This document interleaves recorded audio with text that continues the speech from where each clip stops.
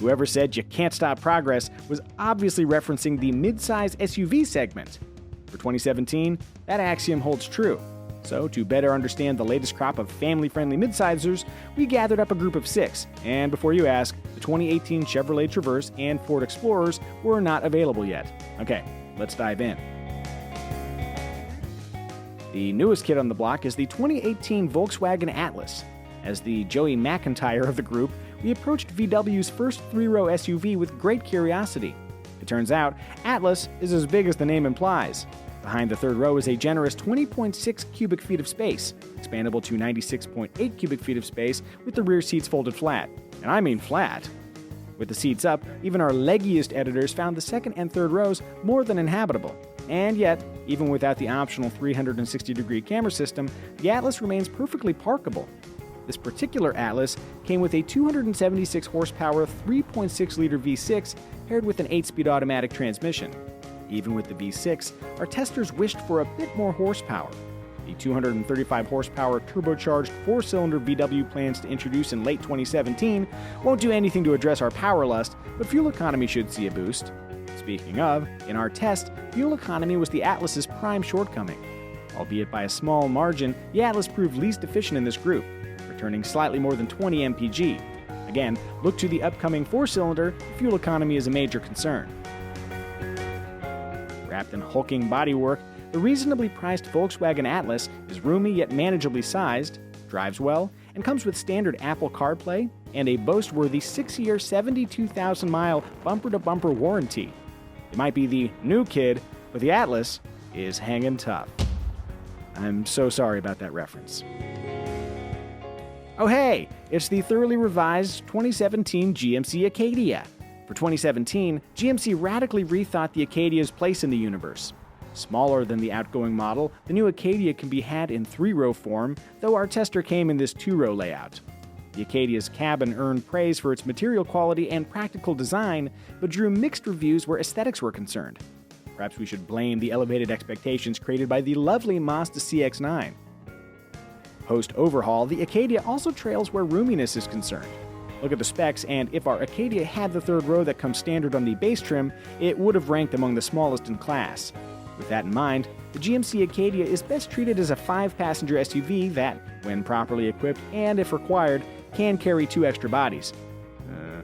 People. The Acadia's cargo space is also small among this group. Once in motion, we found the ride somewhat firm, though our car's 20-inch wheels bear some responsibility. At speed, the steering demanded more frequent corrections than we prefer, and visibility when changing lanes might have been tricky without the optional blind spot warning system. Even so, we appreciate the robust, smoothly delivered, test-topping oomph of the Acadia's 3.6-liter V6. Truth be told, the 2018 Chevrolet Traverse would have been a more appropriate contender if it had been available, but if you want a handsome, powerful SUV with occasional third-row abilities, the GMC Acadia could be worth a look. In such a fresh segment, the Honda Pilot is something of a veteran, having been introduced way back in 2016. Things were so simple then. Age aside, Kelley Blue Book's midsize SUV Best Buy of 2017 continues to dazzle, starting inside. Crafted with minivan-esque versatility, the Pilot's interior affords occupants ample room in all 3 rows, along with available push-button access to the third row. Plus, it can seat up to 8. Excluding the Toyota Highlander, every other contender in our test tops out at 7. Fold those seats, and you'll enjoy nearly best-in-class cargo space. Beyond the interior, we're especially enamored with the Pilot's road manners. Okay, the 9-speed automatic is still finicky versus the 6-speed automatic featured on lower trims, and a wider-than-average turning circle necessitates slightly greater attention when parking, but otherwise, the Pilot is fantastic to drive. The ride is comfortable, interior noise is nicely controlled, and the 280 horsepower 3.5-liter V6 pulls strong while returning better than average fuel economy. On the tech front, forward collision warning, lane keep assist, and adaptive cruise control are all available, but only on higher trims. And, excluding the base LX trim, Apple CarPlay and Android Auto come standard. Insert lack of volume knob complaint here.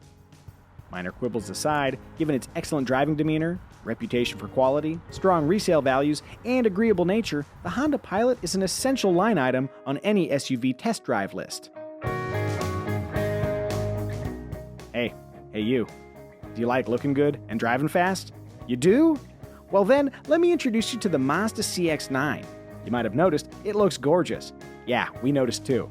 Peek inside and the story is the same. Sharp design and top-notch materials.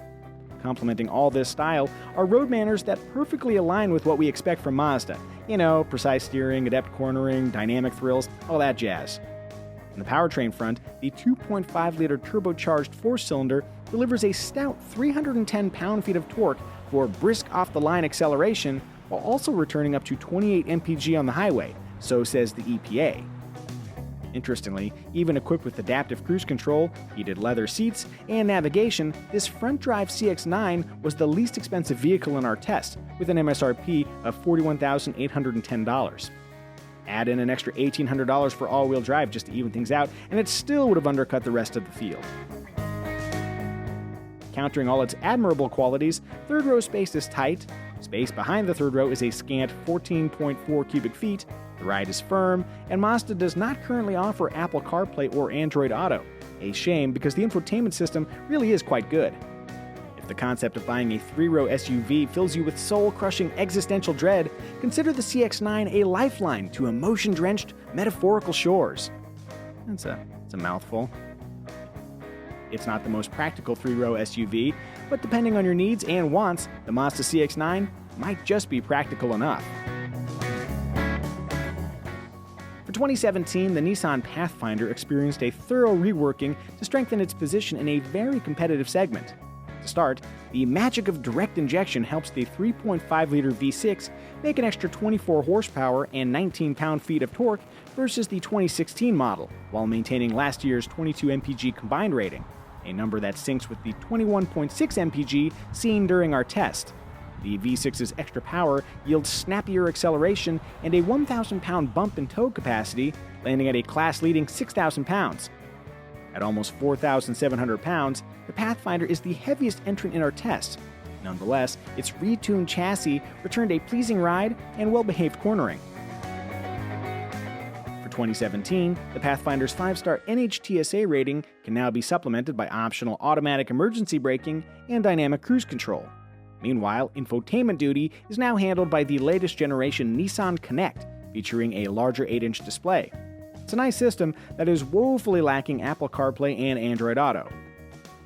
Although not as spacious as the Atlas, and lacking the Pilot or Highlander's 8-passenger interior arrangement, the Pathfinder's 7-passenger cabin is still one of our favorites. For example, real adults can sit in the third row, provided second-row dwellers slide forward a bit. Incidentally, those second-row seats allow for easy third-row access even with a child seat installed.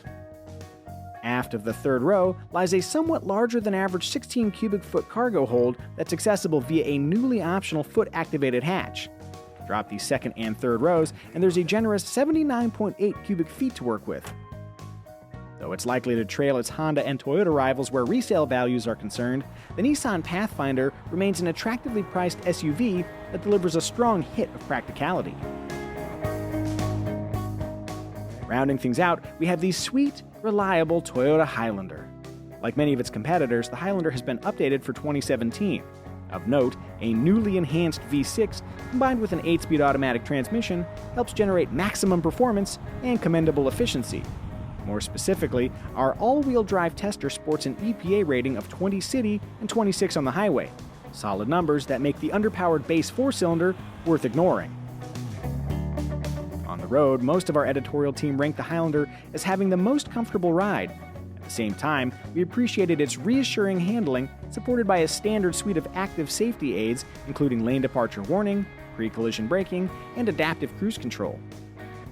Where passenger accommodations are concerned, the good news is that you can buy a Highlander with up to 8 seats, though actually fitting humans into all of those seats could prove tricky.